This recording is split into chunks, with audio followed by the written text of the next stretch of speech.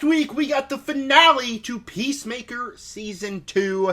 This is going to be my review of the entire season, as well as that finale. If you don't know, I did kind of a review series of this, but around episode 7, I quit doing that. I just decided I'd hold off to the very end because I got behind on the show, needed to catch up, and now I will give my review here. Before I dive in, please make sure to subscribe, hit the like button, hit the bell, and comment down below. What are your opinions on Peacemaker Season 2? Did you like the first season? And if you haven't finished Peacemaker Season 2, be warned, there are going to be spoilers in this review, so click off the video now if you have not seen the ending or anything of Peacemaker Season 2.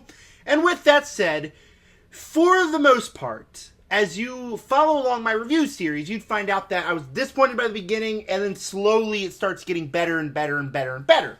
To where eventually we get to like episode 7, and I'm thinking this is just as good as the first season. However, the ending of the season left me really disappointed.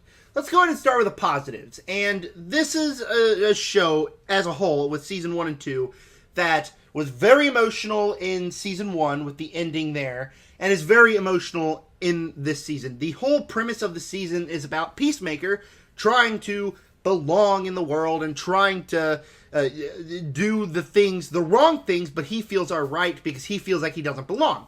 That can be a very emotional story to some. That can be a very personal story. I'll tell you what, it hit me in the feels, definitely. And so I love the story, and I just love these characters. I love Christopher Smith. I love Peacemaker. John Cena is great. My favorite character in this show is Adrian as Vigilante. I absolutely love him. But even the side characters, Harcourt, Economos, Adebayo. I love these characters. I love them. Every single scene that they're in, they have some great emotions. And by the time we get to the ending of the show, the final episode had some really deep scenes.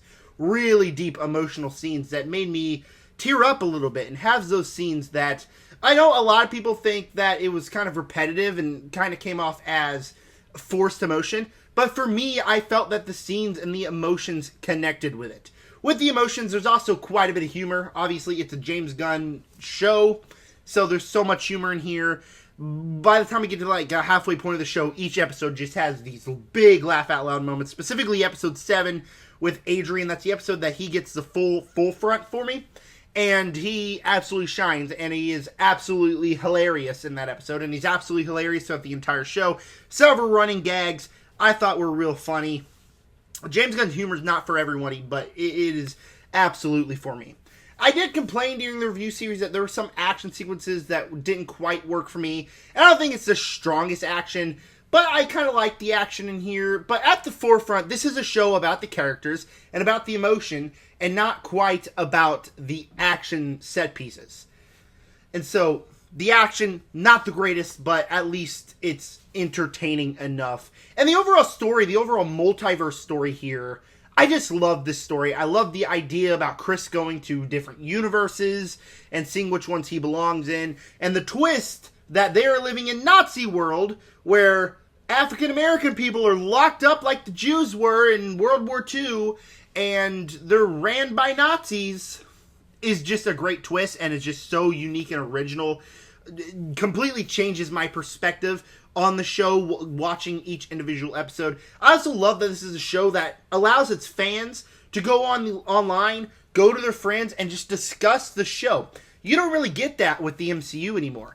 You don't really get that with regular TV anymore. Here, I was discussing the show, I was hearing discussion on Twitter. Quite literally, I had to block Peacemaker, like mute the words on Twitter because I was afraid of getting spoiled, because people were talking about the show and they made people talk about the show, and the twist was great. The multiverse story was fresh and original, and it supplied for a lot of emotions. So overall, the story, the character moments, all of that really works in the season. By the time we get to the back half of the season, I'm really enjoying it, and it's just as good as the first season. Except, unfortunately, it did not stick the landing.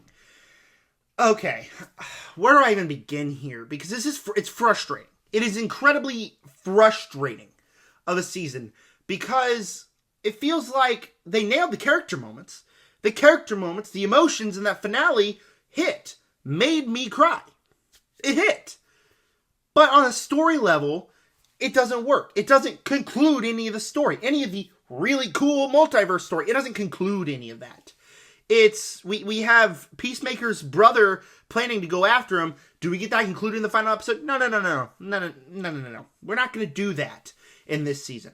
We're going to do, like, music dance videos, which a lot of people are bothered by. I'm not really that much bothered by it. I wasn't too affected by the couple music videos in here, but it definitely did feel like it padded out the runtime a little bit.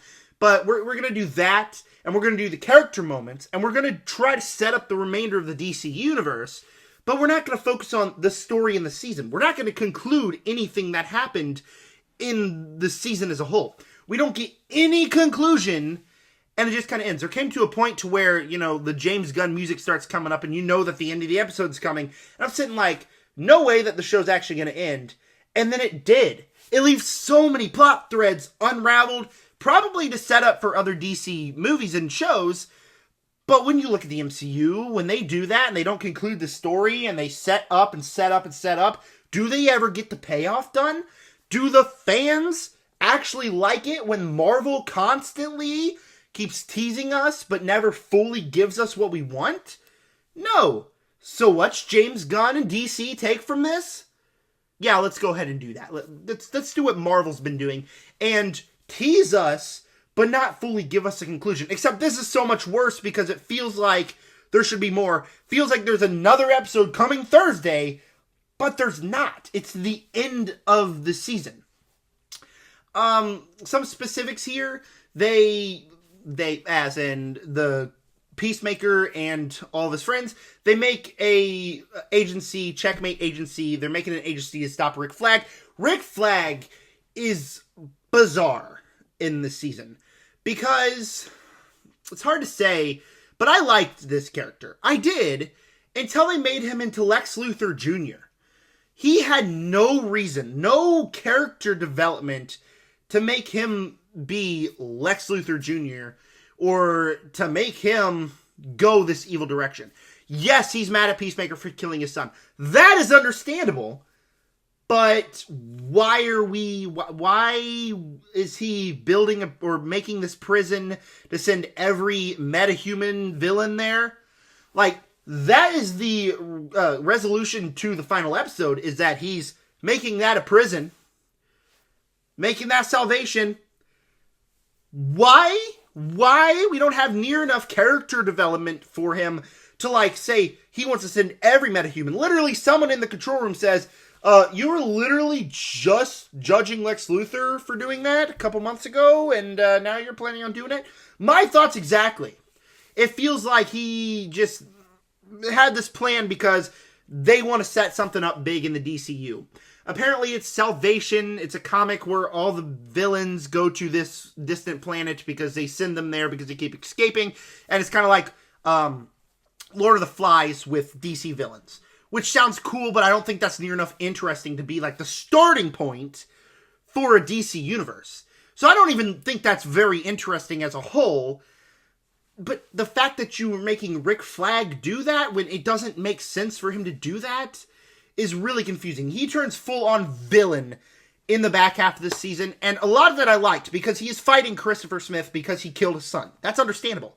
But the fact that he's now waging war on all metahumans and working with Lex Luthor's goons is bizarre to me. I did not like Rick Flag's character arc whatsoever. The end of the episode and the season as a whole is them kidnapping Peacemaker and putting him in this universe where there's creatures in the background. You're hearing them roar. So it ends off on a cliffhanger. And as far as I know, we're not getting season 3. So where are we going to explore this? Where are we going to pick up the Peacemaker characters, the Peacemaker universe? I don't know what the plan here is. If we had 1 or 2 more episodes, I would just consider this an underwhelming episode. But hey, they're going to fix it in the next episode. But that's the last one. And as far as we know, that is the last episode in the Peacemaker show. And so instead of concluding the Peacemaker story, they use that to set up the universe that I don't even know if I'm completely invested in. So is it enough to completely weigh me down from DC Universe? No, because I enjoyed the season as a whole. The finale was a little bit mixed, yes, but the season as a whole was really good. And then Superman was great. Creature Commandos was really good. The Suicide Squad was awesome. So I'm still completely on board. But I am very much still nervous for the direction that we are heading in the season. So overall, episodes 1 through 8 are great. Episode 9, I don't know what the idea here is. I don't know what they're going towards. So a little bit disappointed, and it definitely is going to wane on my score at the end of this review. Before I give you my score, please make sure to subscribe, hit the like button, hit the bell, and comment down below what are your opinions on Peacemaker Season 2 and the Peacemaker Season 2 finale. I would love to know all that and more. And with that said, Peacemaker Season 2, for the most part, is almost just as good as that first season. Great character moments that made me cry, some very funny moments, and at its core, James Gunn is great at making character shows, and that's what he did here. But it feels like he substituted the Peacemaker show for a setup for the DC Universe, which I don't quite know if it's going to work. I don't quite know if I'm completely invested in that. So I am incredibly nervous for what comes next, but I'm still on board because of how much faith I have in James Gunn and how much faith I have in the rest of this universe. With that said, Peacemaker Season 2 ended off on a disappointment, but for the most part was pretty good. I'm going to have to give Peacemaker Season 2 a B. I want to go B-, but I'm not going to let the finale of the episode disdain what I thought was a really good season as a whole. Thank you guys for clicking on this one. Stay tuned for my ranking of the James Gunn DC projects coming soon. And with that said, subscribe.